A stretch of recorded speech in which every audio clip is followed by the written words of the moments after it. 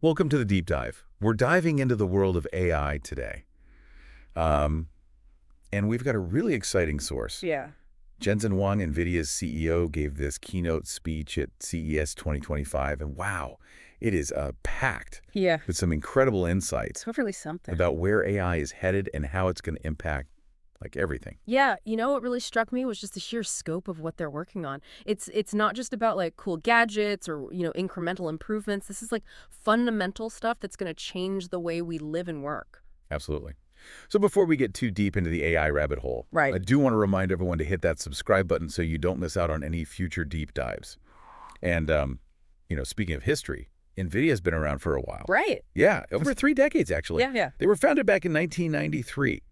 And their first graphics card, the MV1, powered games like Sega's Virtual Fighter on PCs. Wow. I mean, think about how far graphics have come since then. It's crazy. Oh, yeah. Yeah. If you tried to play Virtual Fighter today with those original graphics, it would be a completely different experience. Right. It would be like going back in time. Totally. But it's amazing to see how those early innovations, really set the stage for everything that came after. So they were the ones who invented the programmable GPU, weren't they? They were, yeah, in 1999, and that was a huge turning point because it basically opened up a whole new world of possibilities for developers. Yeah. Suddenly they could write custom programs for the GPU and unleash its full potential. So it was like giving the GPU a brain of its own. Exactly. And then in 2005, they came out with CUDA, which is a parallel computing platform, Right. and that became like the foundation for the AI revolution that we're seeing today. So it wasn't just like a series of random breakthroughs.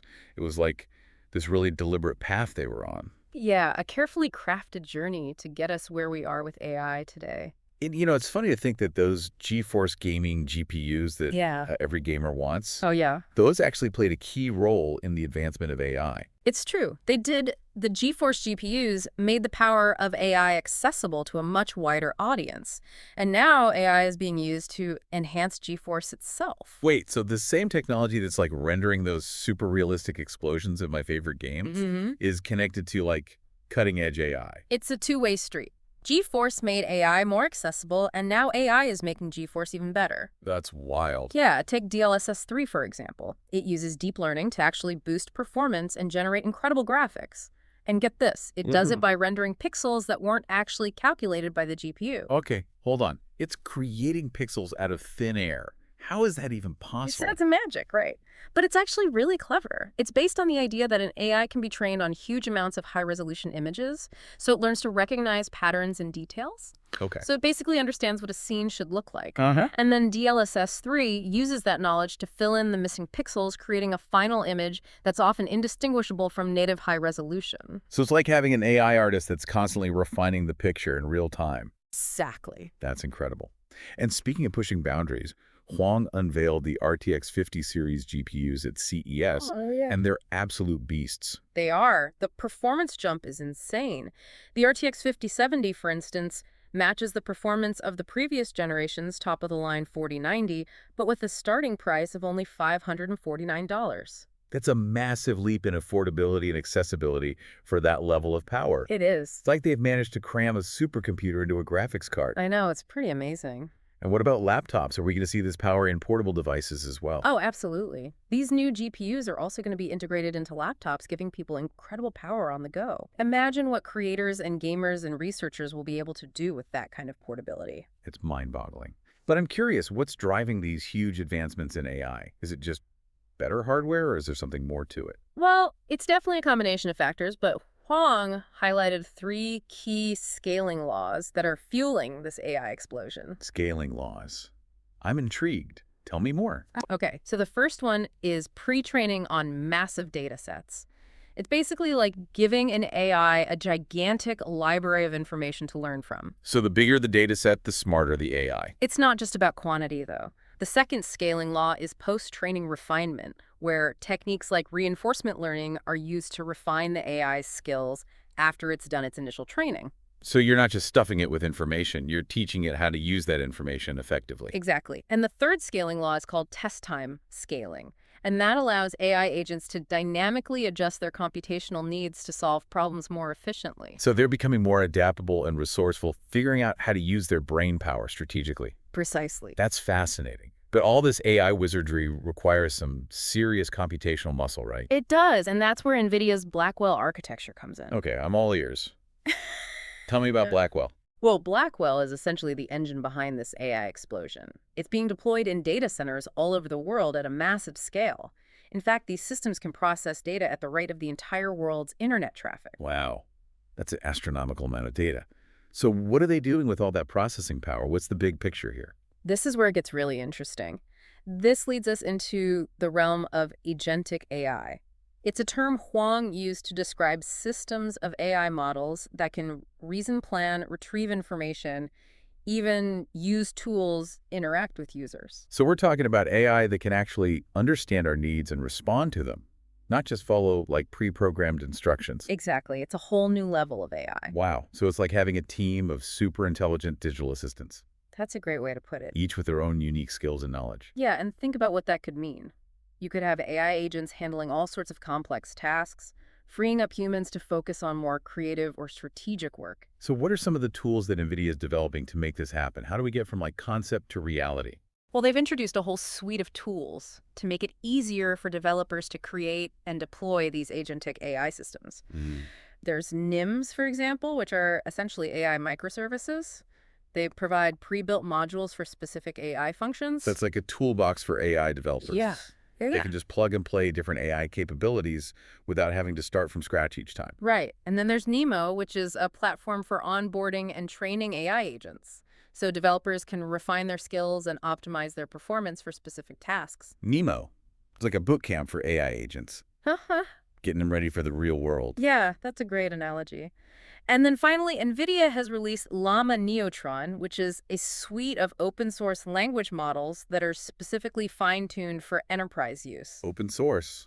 That's a big deal, right? It means that anyone can access and modify these models. It is a big deal. It fosters collaboration and really accelerates innovation in the AI community. So it's like NVIDIA is saying, hey, we're not going to keep all this amazing AI tech to ourselves. We want everyone to benefit from it. Exactly. It's about democratizing AI and making it accessible to everyone. I love that. Yeah. So all this talk about agentic AI and these powerful tools, it's making me think about how all of this is going to come to our PCs, the AI PC. Right. This is where AI goes from like a futuristic concept to something that I can actually use in my daily life. Exactly.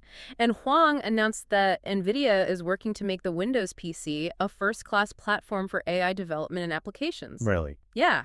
They're using Windows Subsystem for Linux WSL2 to support AI applications seamlessly. It's basically bringing the power of the cloud to your desktop. So instead of relying on these like remote servers to run these powerful AI models, we'll be able to harness their capabilities right on our own machines. That's the idea. That's incredible. What kind of impact is that going to have on like everyday software? The possibilities are endless. Yeah. Imagine AI-powered software that can revolutionize everything, from creative work to coding to scientific research and data analysis. I'm picturing like an AI assistant that can help me write code, generate stunning visuals, analyze complex data, all without breaking a sweat. Exactly. It's like having a superpower for all your digital tasks. And that's just the beginning, right? Yeah. As AI technology keeps evolving, we can expect even more innovative applications that we haven't even thought of yet. Absolutely. It's an exciting time to be following AI. It is. It's both exciting and a little bit overwhelming to think about the sheer scale of this transformation. Before we get too carried away with the future, let's talk about something that Huang called a world foundation model. Sounds pretty epic. It is. It's a game changer. He introduced NVIDIA Cosmos, which is this groundbreaking AI model that's designed to understand the physical world in a way that goes far beyond what traditional language models can do. Okay, so we've got AI that can write poems, compose music, even design websites. But understanding the physical world with all its complexities and nuances, that feels like a whole other level of intelligence. It is. And what makes Cosmos so unique is that it's not just trained on text and code. It's trained on massive amounts of video data. So it can actually grasp concepts like physics, geometry, object permanence, even cause and effect. So instead of feeding it words and symbols, you're showing it the world through video, letting it learn how things move and interact in a way that's much closer to how humans learn. Exactly. It's a really clever approach. It is. And what are the implications of that?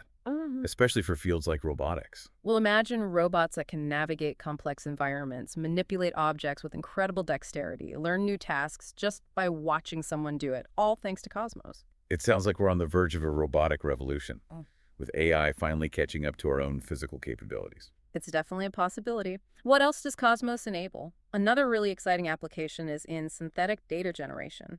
Cosmos, with its deep understanding of the physical world, can actually generate incredibly realistic synthetic data, which is incredibly valuable for training other AI models. Hold on, synthetic data. Can you explain what that is and why it's so important? Sure, synthetic data is basically artificial data that's designed to mimic real-world data.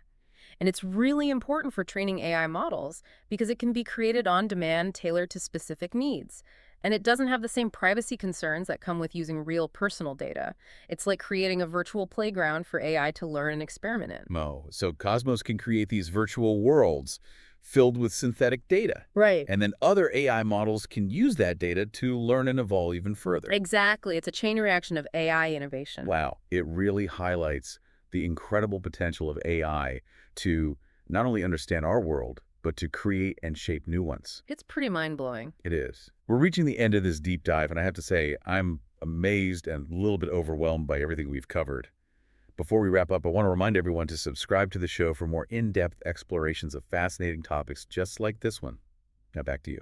Yeah, it really feels like we're at this tipping point. The lines between the real and the virtual are getting blurrier and blurrier. Absolutely. Yeah. And a lot of that blurring is happening thanks to the amazing advancements in computer graphics, like those visuals from the gaming demo we talked about earlier. Oh, yeah. I mean, I'm still trying to wrap my head around how realistic and immersive those virtual environments were.